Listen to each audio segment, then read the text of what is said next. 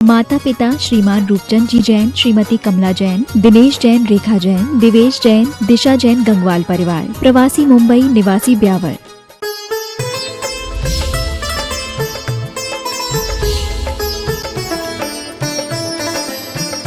यहाँ पर कर्मों का क्षय करने के लिए सब शुभ कर्मों जो जितने होते हैं उनको अपन करते चले जाएं तो पापों का क्षय तो होगा ही होगा। जब जब मंगल करने की घड़ी आ जाए तो बस ये समझ लो छूटो नहीं, क्योंकि कल्याण उसी से होने वाला है। चाहे भले ही अंग्रेजी माध्यम से आप नववर्ष बनाओ, चाहे हिंदी माध्यम से बनाओ, चाहे उल्टा बनाओ, चाहे सीधा बनाओ, बस बुरा काम मत करो, अच्छा काम करो। जिस निमित्त से भी आपको विधान करने का अवसर प्राप्त हो जाए, प्रवचन सुनने का अवसर प्राप्त हो जाए, गुरुओं के दर्शन करने के भाव हो जाएं, तीर्थों के वंदन करने के भाव हो जाएं, उससे अच्छा और क्या होगा। वही हमारा नया साल हो जाता है और वही पुराना साल अपना जाने वाला हो जाता है। जब जागे तभी सवेरा। इसलिए ऐसा नहीं कि अपन देखते ही रह जाएं। और यहाँ के लोगों ने, बल्कि बाहर के लोगों ने आकर भी यहाँ पर बहुत लाभ लिया। अभी अपना स्वयंभू स्त्रोत पर जो श्रृंखला चल रही, 2 दिन नहीं चल पाई, तो उसमें चंदा प्रभु भगवान की विशेष आराधना, क्योंकि और में पिंडी नहीं फटी। चंदा प्रभु भगवान का जैसे ही शुरुआत किया और वह पिंडी के फटकर चंदा प्रभु भगवान उसमें से प्रकट वहां बनारस में हो गए। ये भी एक अतिशय है। उनकी अपन ने बहुत ही 5 श्लोक के माध्यम से आराधना की। आज से यहाँ पर पुष्पदंत भगवान, जिनका दूसरा नाम क्या है, सुविधि। हाँ, सु यानी अच्छी और विधि, तो अच्छी विधि का नाम सुविधि है। समझ में आ रहा है। सम्मेद शिखर जी में सबसे ऊंची टोट बोलेंगे हम, ऊंची तो पारसनाथ की है, लेकिन ऐसी टोट जहां से 2400 टोटों के दर्शन हो जाते हैं। केवल मात्र एक टोट ऐसी है जहां से सारी टोटों के दर्शन होते हैं। और वो टोट कौन सी है, बोलो ना, सुविधिनाथ पुष्पदंत भगवान की टोट। हाँ, चढ़ाई भी थोड़ी कठिन है, लेकिन चढ़ जाते हैं कि बस पद्म प्रभु के पहले। हाँ, और इधर से मल्लीनाथ जी के बाद में। तो उस सुविधिनाथ की टोट पर और एक वहाँ की विशेषता, पुष्पदंत भगवान की वह प्रतिमा कहाँ विराजमान है, 13पंथी कोठी में। आपने देखी होगी, विश्व की एक अनोखी मात्र प्रतिमा है जिसमें पद्मासन में भी पूरा का पूरा दिगंबरत्व आपका झलकता हुआ नजर आता है। और वो है 13पंथी के वे पुष्पदंतनाथ भगवान, जिनके चरणों में अपन प्रणाम करते हुए आज यह पुष्पदंत भगवान की आराधना शुरू करते हैं। पहले कि उपदेश जो है वो हर कोई आपका प्राप्त नहीं कर सकता। वैसे भी बताया गया कि सीट काइट ताई को दीजिए, जाको सीट सुहाए, सीट दीनी बांद्रा और बया को घर जाए। समझ में आ रहा है। तो आपने जो उपदेश दिया वो उपदेश हर कोई पचा नहीं पाता है। क्यों? क्योंकि आपका उपदेश अनेकांत में है और पूरा का पूरा संसार या जितने भी दर्शन हैं वे सब एकांत वाले हैं। एक को पकड़ कर बैठे हैं, आप सबको पकड़ कर बैठे हैं। इसीलिए आपका दर्शन अलग ही है, वह सबसे हटकर है। किस प्रकार का है खुद बता रहे हैं आचार्य समंत भद्र स्वामी। एकांत दृष्टि प्रतिषेधितत्वम् प्रमाण सिद्धम तद तत् स्वभावम् त्वया प्रणीतम सुविदे स्वधाम्ना नेतत् समालेन पदम त्वदन्ये। बहुत ही सुंदर व्याख्या। जैसे 5वें तीर्थंकर सुमतिनाथ की जब आराधना करते हुए आचार्य समंत भद्र ने जो न्याय और हेतु का कारण कार्य की व्यवस्था, उपादान निमित्त की व्यवस्था जो बताई थी, वही यहाँ पर नव्य तीर्थंकर पुष्पदंत भगवान की भी, सुविधिनाथ भगवान की आराधना करते हुए भी कर रहे हैं। यहाँ पर कह रहे हैं सुविधे संबोधन, हे सुविधिनाथ भगवान, आप त्वया, आपके द्वारा, तृतीया का एक वचन, स्वधामना, अपने ज्ञान स्वरूप तेज से, प्रणीतम, प्रतिपादित, तत्वम, जीवादि जो आप तत्व हैं, उन तत्वों का, 7 तत्वों का एकांत दृष्टि प्रतिषेधी, एकांत दर्शन का निषेध करने वाला है। यानी हे भगवान, आपके द्वारा जो ज्ञान रस स्वरूप तेज से प्रतिपादित जो आपने उपदेश दिया, जीवादि तत्वों का जो उपदेश दिया, वो एकांत दृष्टि प्रतिषेधी, मतलब एकांत जो दर्शन है उनका निषेध करने वाला है। और कैसा है? प्रमाण सिद्धम, प्रत्यक्ष और परोक्ष रूप से 2 प्रमाण के भेद होते हैं, उन प्रमाण से वह सिद्ध है। तद तत्व स्वभावम, और कैसा है? तत् और अतत्, तत् और अतत् स्वभाव के लिए, यानी तत् यानी विधि और अतत् यानी निषेध, अस्ति और नास्ति। आप यहां पर हैं तो भोपाल में नहीं है, समझ में आ रहा? है और नहीं दोनों एक साथ हैं, तो यही अस्ति और नास्ति कहलाता है।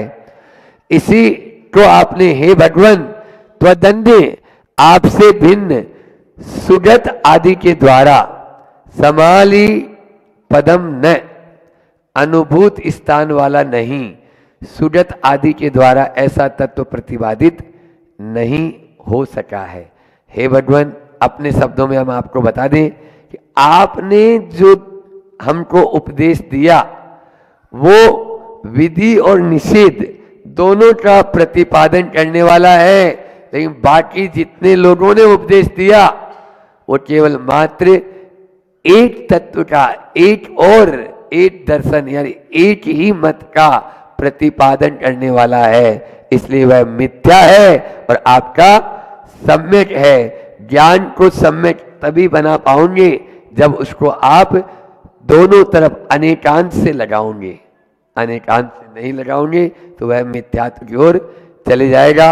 आज जो एकांत थोड़ा सा ज्ञान हो जाता है उसी को अपन पूरा का पूरा मान लेते हैं, जबकि ऐसा है नहीं।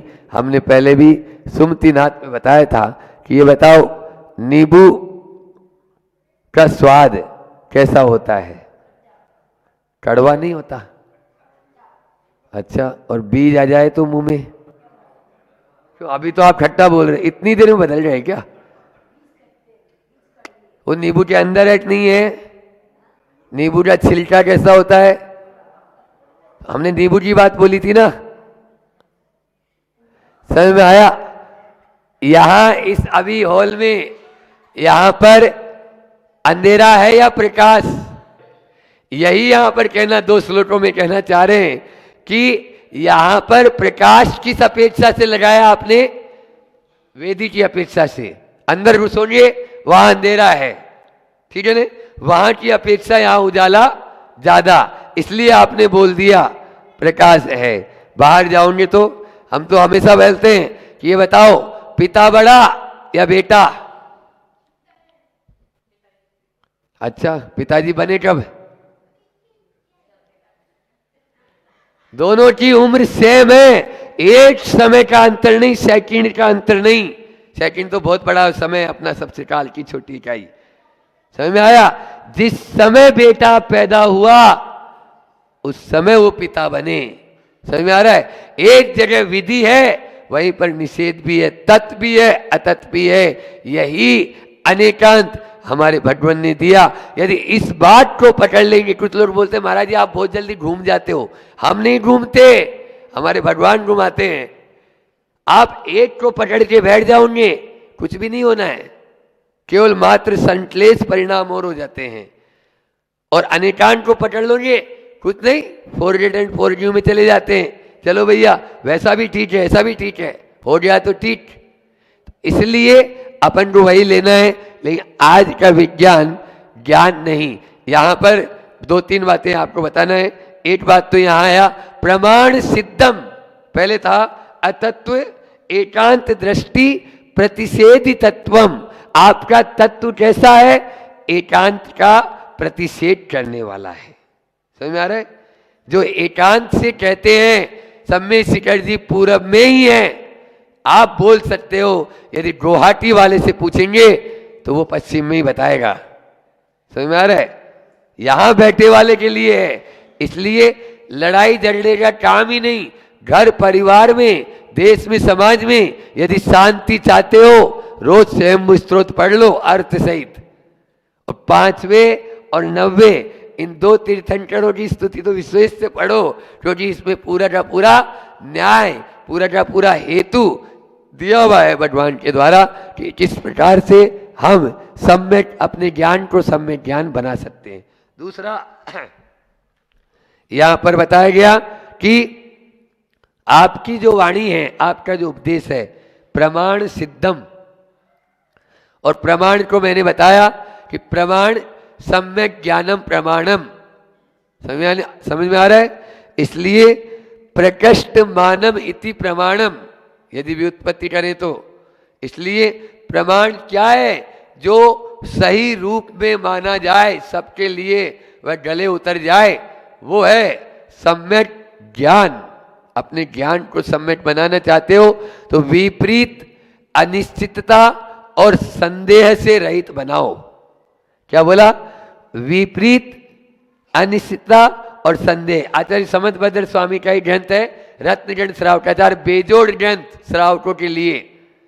ये समझ लो, जैसे मुनियों के लिए मूलाचार है 35, हमारे लिए तो एक ही है, लेकिन आपके लिए 35 श्रावकाचार हैं।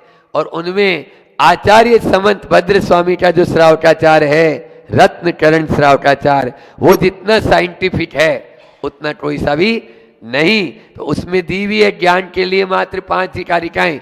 पहली कारिका में दिया अन्यून मंत्रितम याता तथ्यम विना च विपरीतात निसंदेहम वेदे दाहुस्तज्ञान मागमिने। आगम में ज्ञान, सम्यक ज्ञान किसे कहा गया? जो अन्यून, न्यूनता से रहित, अतिरिक्तम, अधिकता से रहित, और या विपरीतात, विपरीतात से रहित। और चौथी विशेषता बताई याथा तथ्यम, जैसा है वैसा हो। तो वो क्या है? सम्यक ज्ञान। अन्यथा मिथ्या ज्ञान। आपने अभी क्या कर रखा है? शरीर को आत्मा मान रखा है और आत्मा को शरीर मान लिया। गड़बड़ हो गया ने। जो मरता नहीं उसको मार दिया, और जो मरता है उसको शाश्वत बना दिया। उसी के चक्कर में रोते रहते हैं, अरे अब चले गया, वो चला गया, ऐसा चला गया। यही हमारे कष्टों के, हमारे दुखों के लिए कारण बन जाता है। एक कारिका और लेता हूं, फिर आगे का वर्णन आपको बता देंगे। इसमें भी वही विधि और निषेध का वर्णन करने के लिए आचार्य भगवान कह रहे हैं तदेव च शान न तदेव च सात तथा प्रतीते स्तौ तत् कथंचित् नात्यन्तमन्यत्व मनन्यता च विधेर निषेधस्य च शून्य दोषा।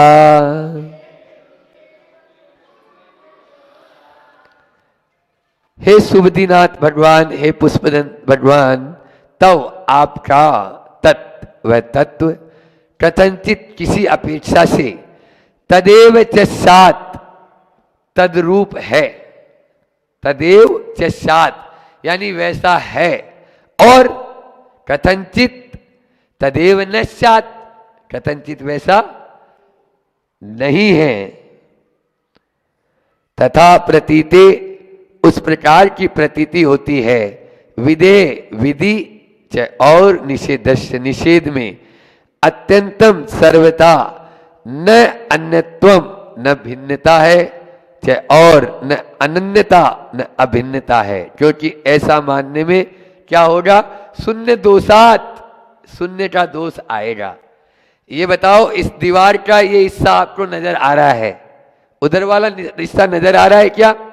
वो है या नहीं है? है। वो है इसलिए ये है। यदि आप उसको मना कर दोगे तो फिर ये काय पे है? ये भी नहीं है, सब हमारा शून्य है, जीरो। इसलिए यदि जीरो को आप हटाना चाहते हो तो ये दोनों बातों को समझो। पहले अपन इसका पद्यानुवाद भी दोनों का ले ले, फिर आगे की बात और कर लेता हूं।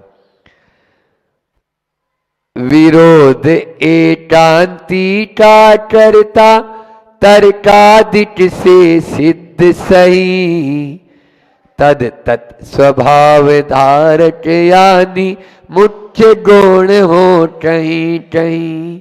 कहीं पे मुख्य हो जाती है, कहीं पे गौण हो जाती है, कहीं पे बाप बड़ा बन जाता है तो कहीं बेटा बड़ा हो जाता है। समझ में आ रहा है? यही मुख्य गुण। अर्पिता अनर्पित सिद्धे, यही है। अर्पित यानी मुख्य, अनर्पित यानी गौण। ये मुख्य है, उधर दिख नहीं रहा, वो गौण है। जो मैं बोल रहा हूं वो मुख्य है, बाकी जो बात मेरे से कहने में नहीं आ पा रही है नहीं, ऐसा नहीं है। एक्चुअल में हम क्या करते हैं, बीच बीच को पकड़ लेते हैं। किताब है एक, और किताब के बीच वाले पृष्ठ हैं, आगे वाले उड़ गए और पीछे वाले फट गए।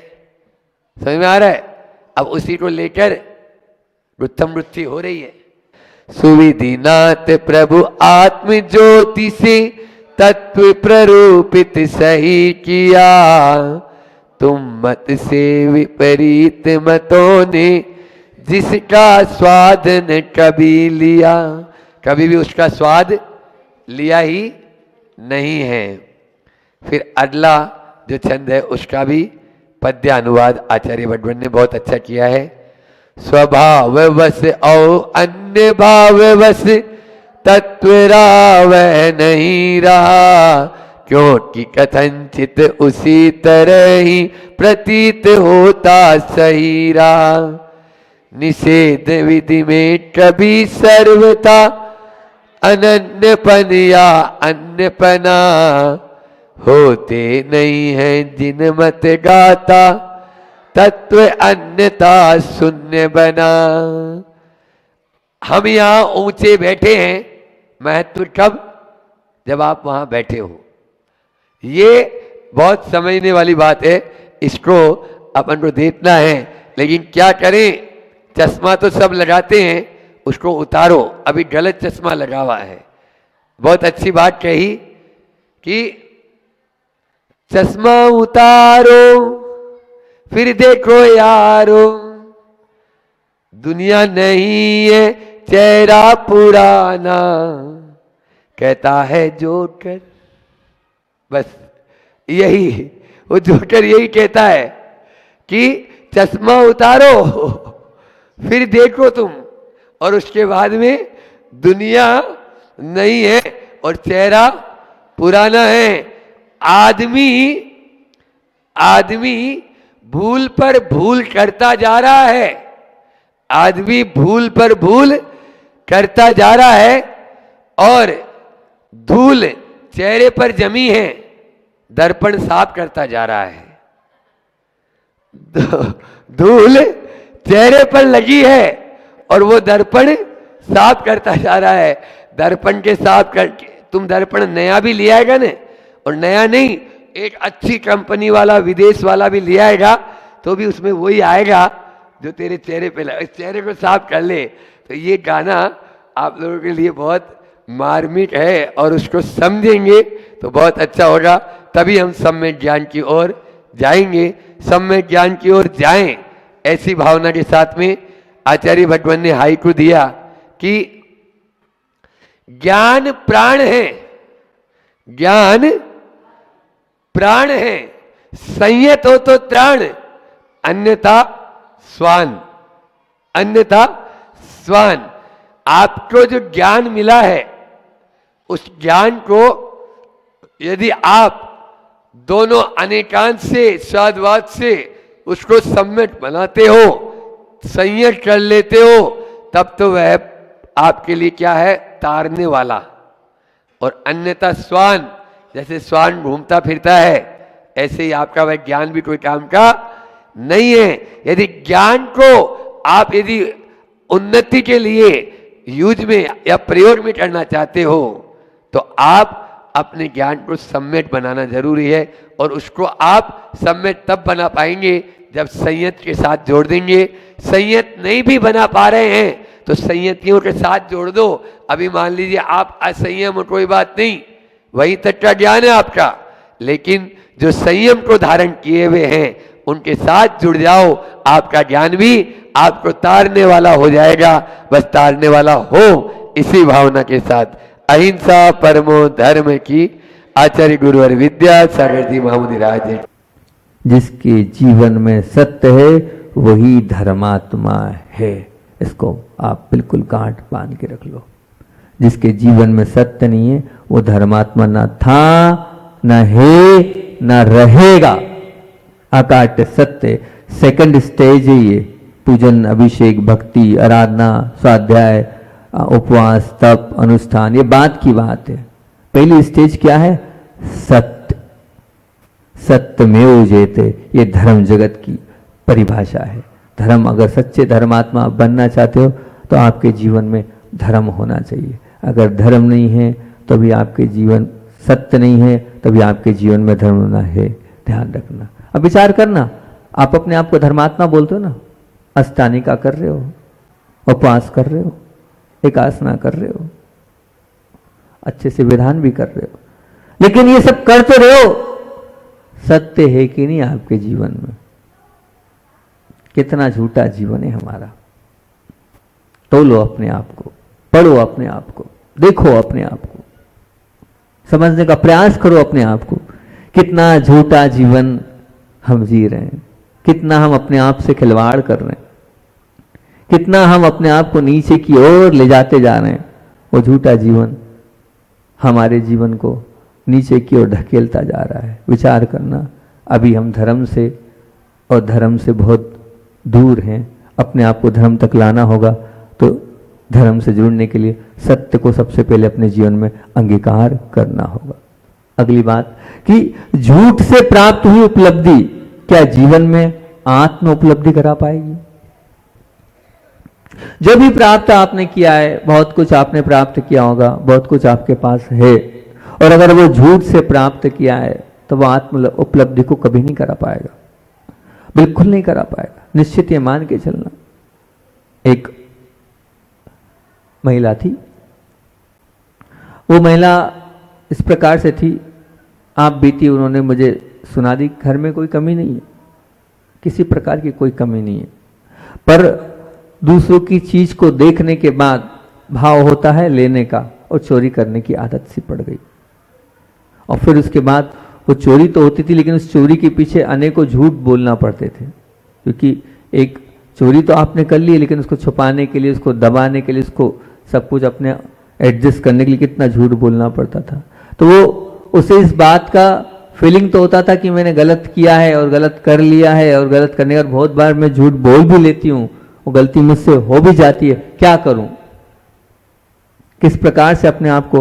हालांकि हमने अलग अलग प्रकार से समझाने का, चोरी का भी बताया कि चोरी से क्या होता है, और चोरी के बाद आप इतने जो झूठ बोलते हो उससे क्या होता है, किस प्रकार से होता है। कल एक आए थे, बोले हम घर में रहते हैं और घर में हमें झूठ बोलना पड़ता है, अभी नहीं है, पैसे खत्म हो गए। मैंने कहा वो अलग चीज है, वो एक घर की आपकी माताओं बहनों की व्यवस्था है कि आप ऐसा बोल देते हो, मान लो वास्तु है और आप पहले से बोल देते हो खत्म हो गई, शक्कर नहीं है, या और आटा गेहूं नहीं है, या जो भी हो, वो एक उस झूठ की बात नहीं है, वो आपकी गृहस्थी चलाने की बात है। वो गृहस्थी की अपेक्षा से आप अगर बोलते हो वो क्षम्य है, वो उसको मैं यहां नहीं ले रहा हूं, वो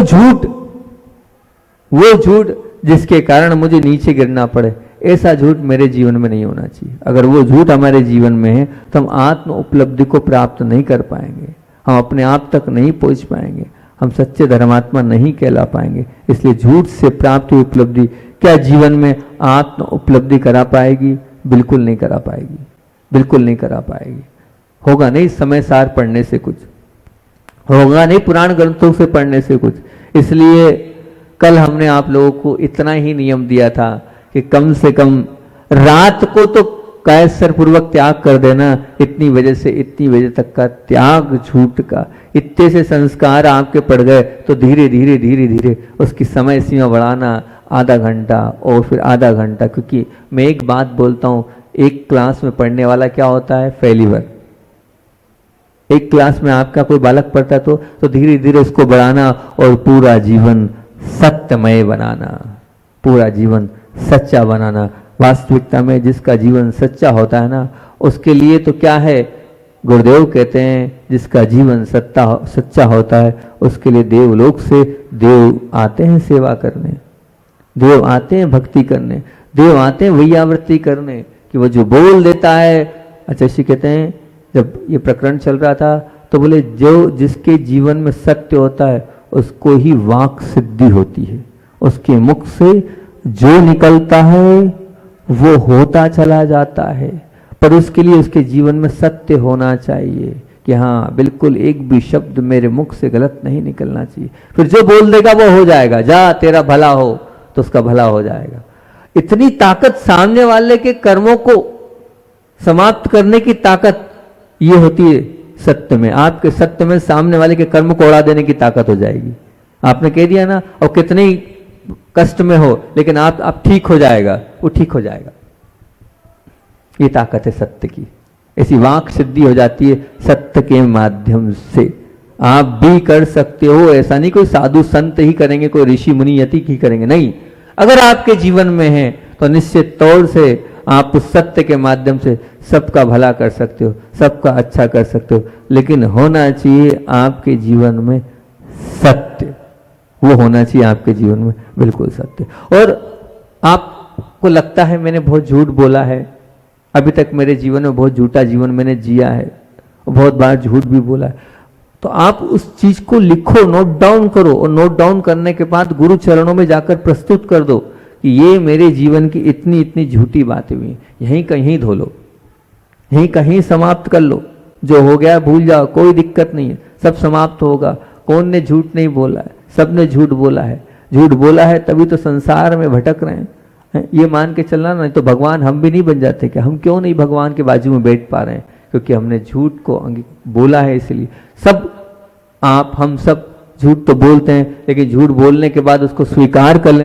विद्यासागर जी महामुनि राज की भगवान बनना है, भगवान के बाजू में बैठना है, भगवान बनने की कला को आत्मसात करना है, तीर्थंकर बनने की हैसियत को प्राप्त करना है। इस पर अपनी चर्चा चल रही है। तीर्थंकर बनना है तो हिंसा का तांडव हटाना होगा। तीर्थंकर बनना है तो झूठ का वमन करना होगा। तीर्थंकर बनना है तो चोरी का दामन छोड़ना होगा। तीर्थंकर बनना है तो कुशिल का जाल तोड़ना होगा। और तीर्थंकर बनना है तो परिग्रह का आग्रह छोड़ना होगा। तीर्थंकर बनना है तो जीवन को निर्दोष बनाना होगा। याद कर लेना इन सबको। तीर्थंकर बनना है तो सप्तशील की ओर मुड़ना होगा। और तीर्थंकर बनना है तो अष्ट प्रवचन मातृका की ओर झुकना होगा।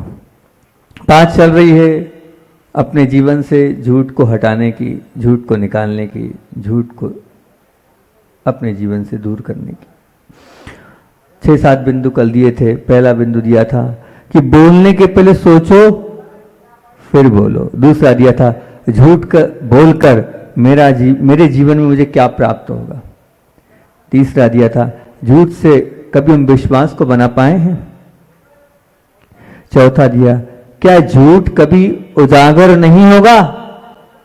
5वां दिया था, एक झूठ को ढकने के लिए जीवन भर में न जाने कितने झूठ बोलने पड़ेंगे। ये झूठ क्या है? योनि स्थान।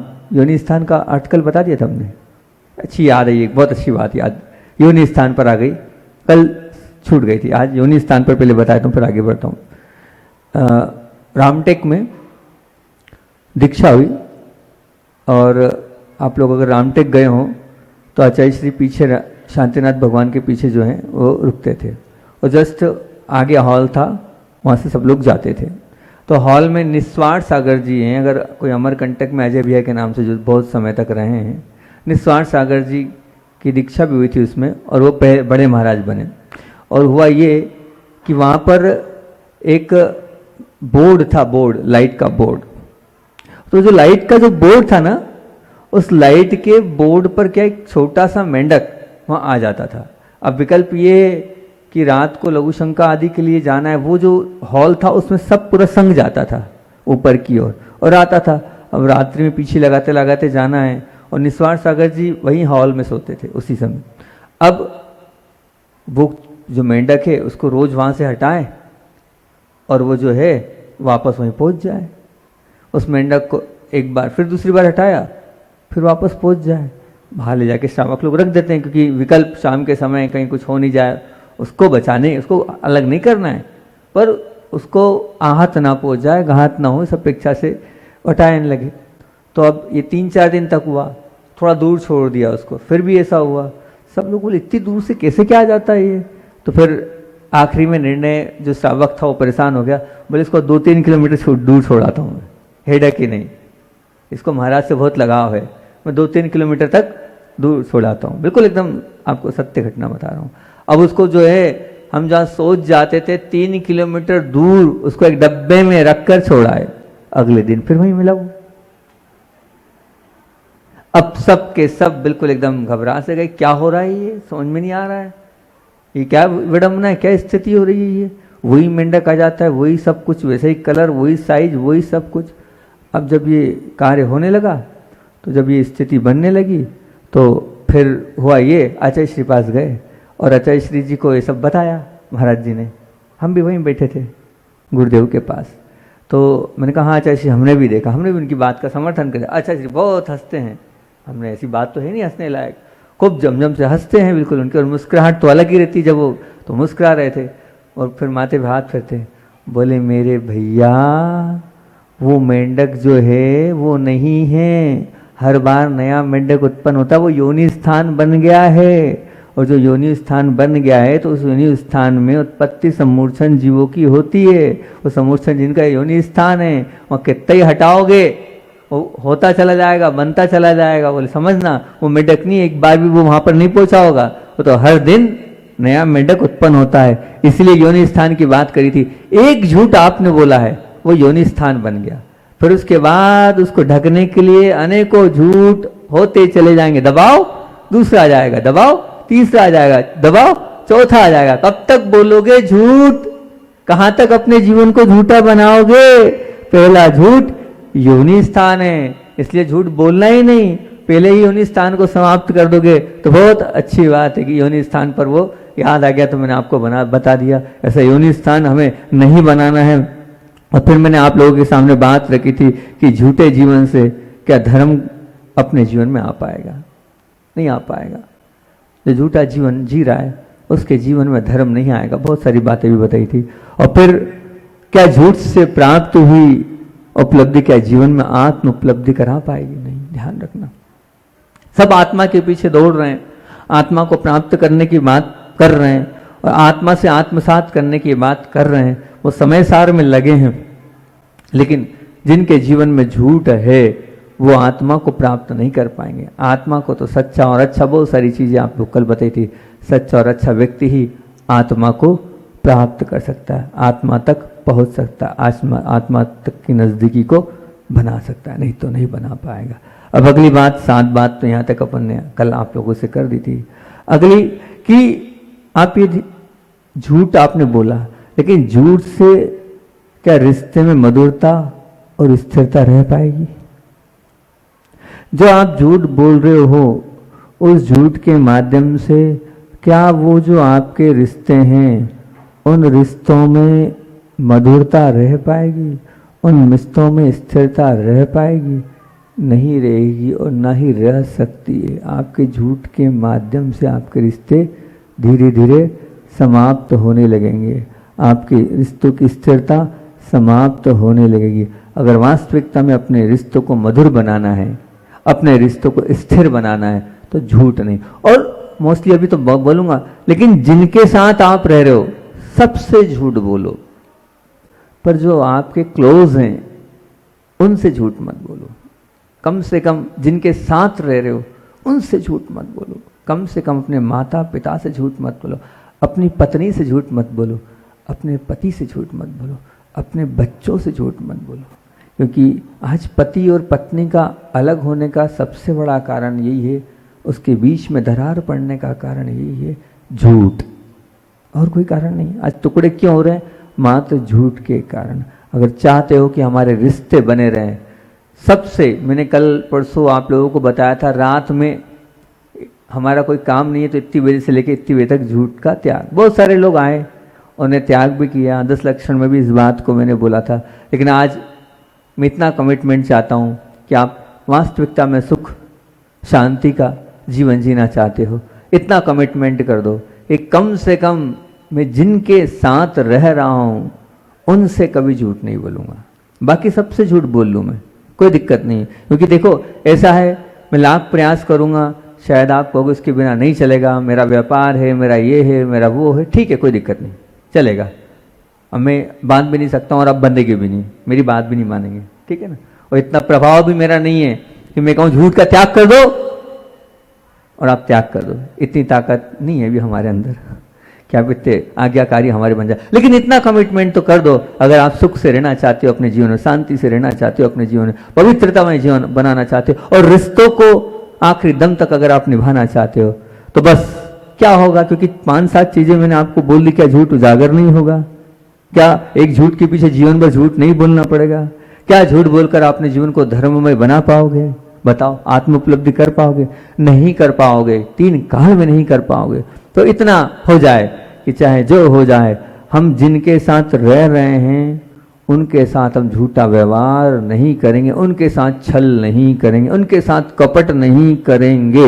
इतना तो कर सकते हो ना, उनके साथ झूठ छल कपट का व्यवहार नहीं करेंगे। जो होगा बता देंगे। गलती सबसे होती है, किसने गलती नहीं करी? गलती हुई है तभी तो संसार में आप हम सब भटक रहे हैं, नहीं तो भगवान नहीं बन जाते का। उनमें और हमारे में अंतर क्या है कि हमारे हमसे गलतियां होती है और उन गलतियों को छुपाने के लिए फिर झूठ बोलते चले जाते हैं। नहीं, बिल्कुल नहीं। दुनिया के सामने आपको छुपाना है, छुपा लो,